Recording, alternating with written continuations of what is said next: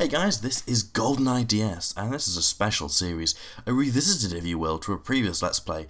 We're going to play some Toy Story 2. I promise I'd do it after Toy Story 3, and I think, to the stage we've got to at the moment, Toy Story 3, the Toy Box mode, I may finish it at some point, but right now it's not on the top of my list, and I'm not all that interested, to be honest. So what we're going to do is we're going to dig straight into Toy Story 2. And it's one of the games that I own, actually on multiple platforms. I had to buy it. I had to. But yeah, let's just boot it up, really. Let's have a look. The reason why I decided to do this series was because the old episodes, they all looked very horrible, and some of my commentary on it is a bit... I might do a series where I take the mick out of how it was. It wasn't the best sounding commentary. But no, here you can see the wonderful PlayStation logo that many of you will remember and will give you, many of you, nostalgia trips. Licensed by Sony Computer Entertainment. We used to have a PS1, in fact we still do, but it was the rounded small version, and during the completion of a particularly hard level on Spider-Man, we it broke and we had to ring up someone and they came and replaced it the next day. It was pretty nice. The only thing is with the emulated version is it takes forever to load to that point. It's ridiculous. But here you can see Mr. Potato Head and Mrs. Potato Head are registered trademarks of Hasbro. Slinkies. It's amazing they got all these toys together. I mean, that's an interesting fact about Barbie, as I said. Barbie wasn't actually... Mattel didn't want to license it until they got to... Yeah, Mattel didn't want to license it until Toy Story 2. That's why she was in Toy Story 2 and 3, because they didn't think Toy Story 1 would take off, and, you know... I can sort of see where that was coming from. It's a bit of a gamble, especially all these people licensing their products to be in it. But I can imagine Slinkies and, you know, would have got a massive boost. Mr. Potato Head would have got a massive boost and all this other stuff. And the thing is, Disney got to make their own toys. It was a shame there was never any proper Woody and Buzz toys. There was nothing designed to make Woody like Woody was in the films. The same with Buzz. They were all a bit cheap and they didn't 100% feel like the toys that you saw on screen, which was, as a kid, I was kind of saddened by that. Traveller's Tales, before you started making games that you're currently making, which is Walking Dead and stuff, which is still good games, and likewise this is a good game for its time, and for the fact it's a movie tie-in game, which, let's not forget, we all know how movie tie-in games usually work. Walt Disney Pictures.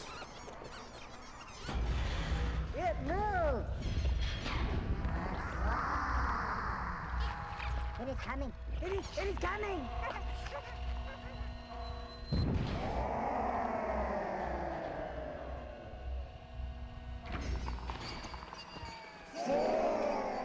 Aww.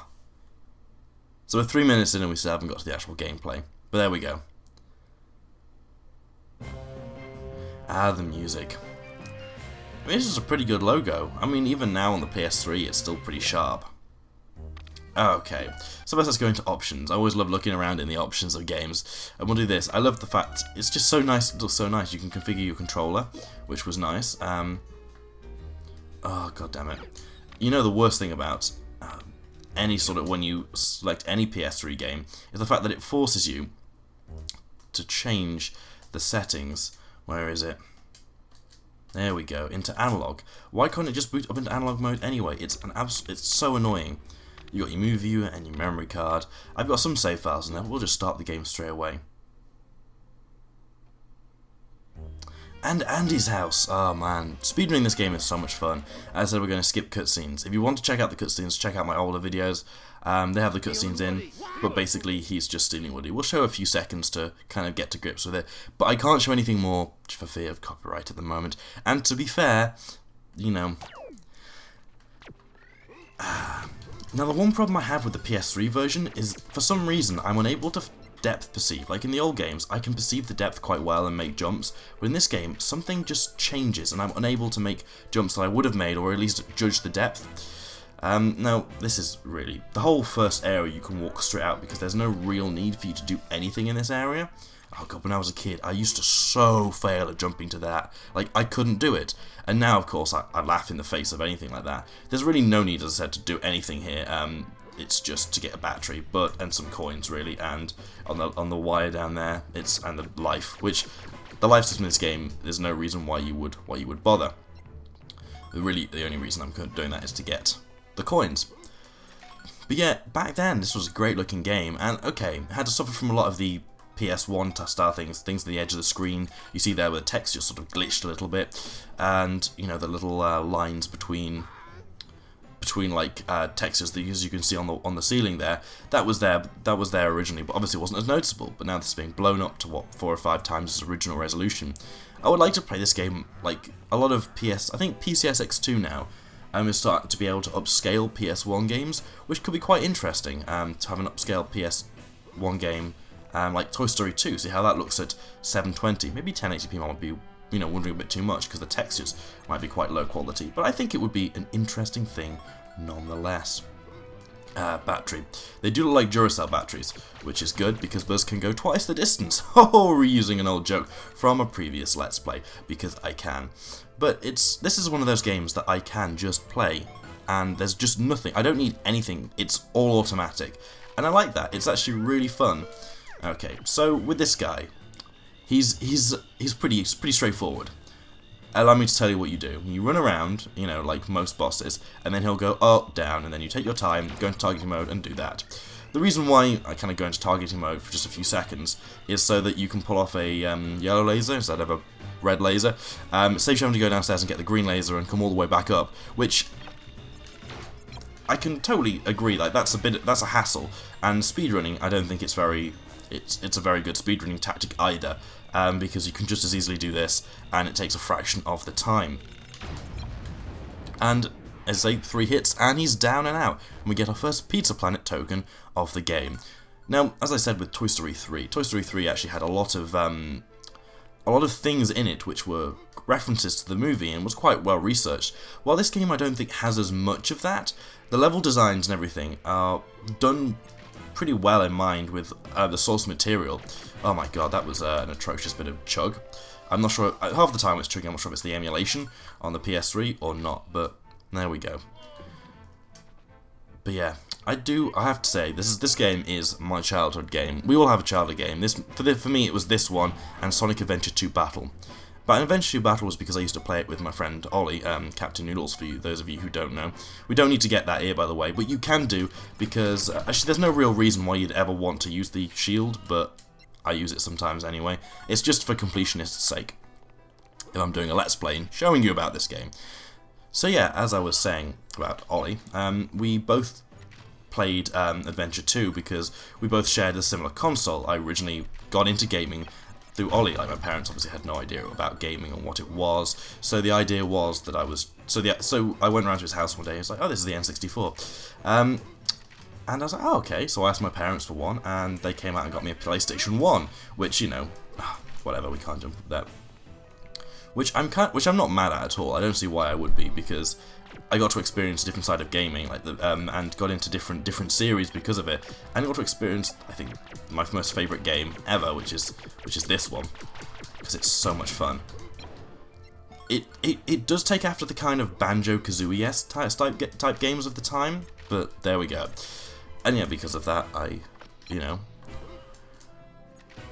Okay, now this is a bit difficult to do, mainly because it requires kind of precise timing and a bit of speed, but you want to run and then you want to just about get onto there, and it saves you having to go round later on, which can be a bit of time, but obviously the jump is a little bit difficult to get hold of, which is not fun. Let's see.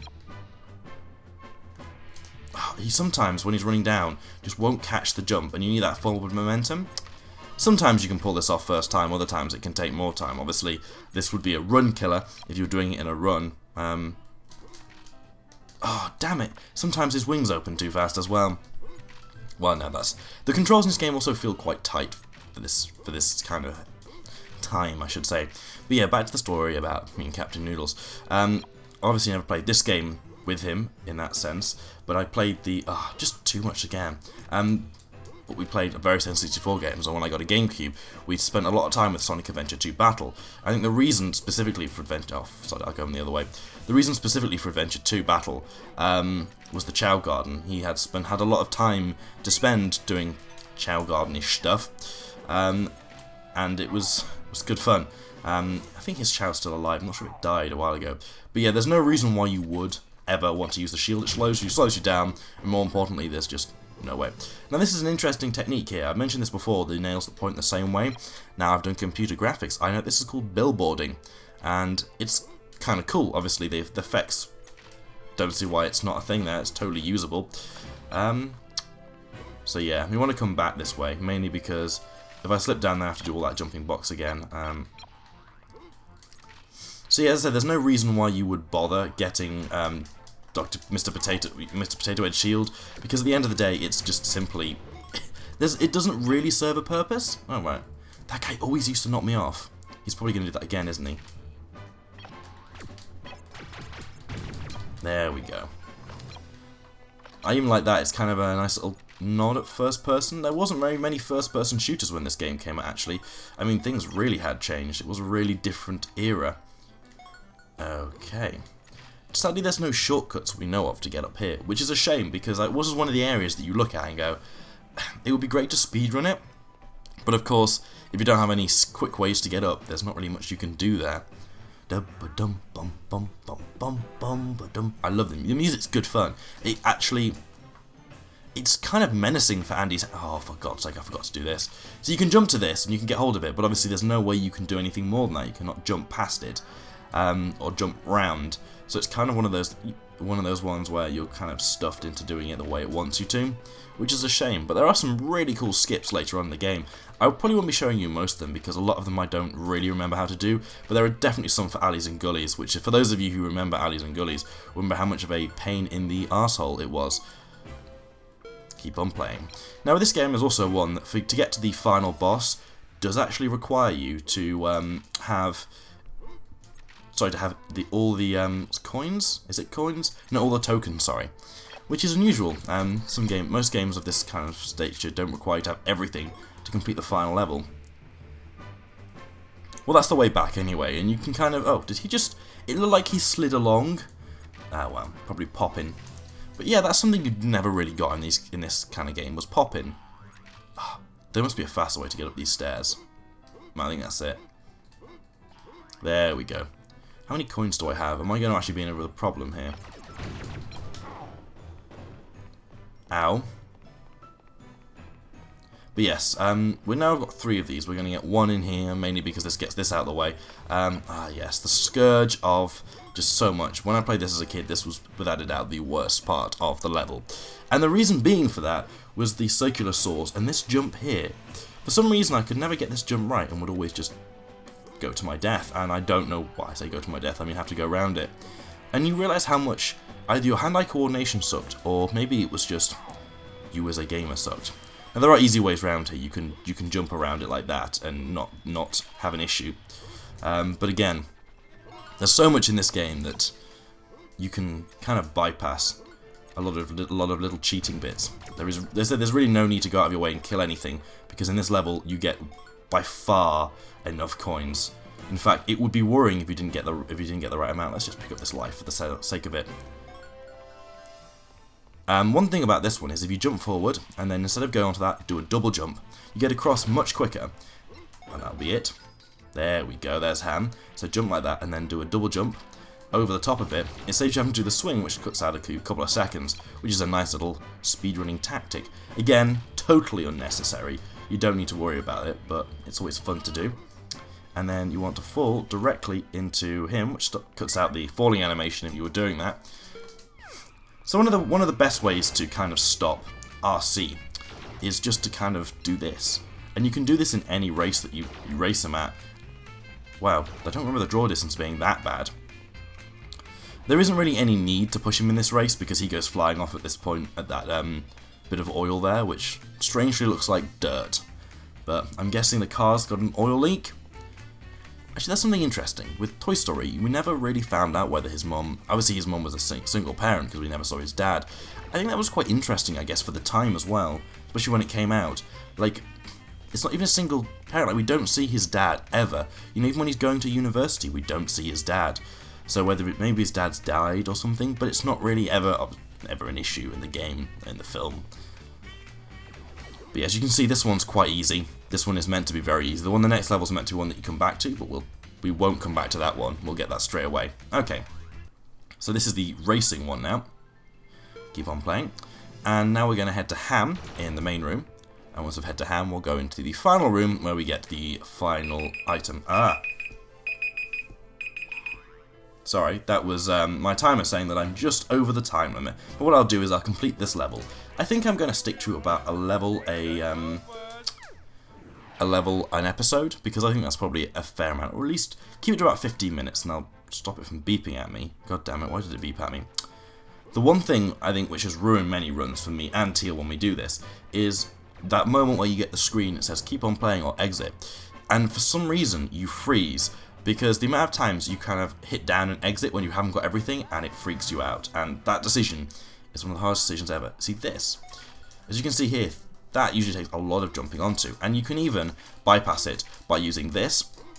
Now this method takes a lot of practice, and it's very, very finicky. You can just about get on the right part of this spoon to jump up there, and I've done it a number of times, but again, it's very, very fiddly, and to be honest, it's something that you aren't going to be able to pull off in a race situation, but there we go. Now I'll do this normally so you can see how you go about doing it normally, but that is of course the way to bypass it. Now there's a Minecraft version of this that me and Teal, that I was playing on a 24-hour live stream charity event that we're running with mobs for November, and my goodness, that was so much harder than it needed to be. So yeah, you bounce on that, you jump up, and bang, that's how you do it. It doesn't take very long, so you know, there is very little reason why you don't want to use that little shortcut, because it doesn't really save you any time at all, but there we go. Now you talk to her and Bo Peep gives you that. Ah dear. Anyway guys, I will see you in the next episode of Toy Story 2. Take care everyone. Bye bye. To infinity and beyond!